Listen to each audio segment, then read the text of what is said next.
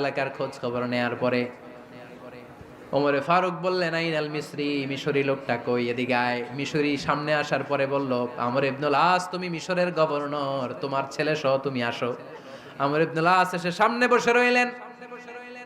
এবার বললেন, ও আমর ইবনুল আসের ছেলে, তুমি নাকি ইবনুল আকরামিন গভর্নরের ছেলে, তুমি যা বলবা মিশরে নাকি তাই হবে, তোমার নাকি অনেক দাপট। নিজে একটা লাঠি এনে মিশরীর হাতে দিয়ে বলল, এবার তোর মাথায় যতটা মারছে তুই ততটা গুনে গুনে মার, আমি দেখব। আমর ইবনুল আস দেখবে আমর ইবনুল আসের ছেলেরে তুই এখানে মার। সে বলতেছে, থাক, আপনি বলছেন এতেই যথেষ্ট, মারা লাগবে না, আমি মাফ করে দিলাম। ওমরে ফারুক বলল, খবরদার, মার, মার ওর মাথার মধ্যে। মিশরি ওমরে ফারুকের ধমক শুনে ভয়ে ভয়ে 3টা বাড়ি মারল। এই বাড়ি মারা দেখেও ওমরে ফারুকের হৃদয় ঠান্ডা হয় নাই।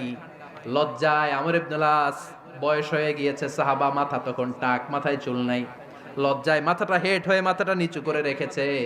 এবার রাগের চোটে ওমরে ফারুক বললেন, এবার আমর ইবনুল আসের টাক মাথার মধ্যে একটা মার, মার।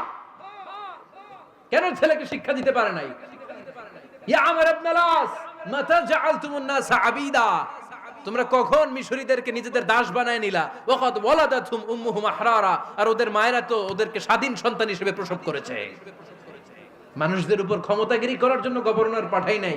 খবরদার, জনগণ, তাদেরকে দেখভাল করার জন্য তোমাদেরকে পাঠানো হয়েছে।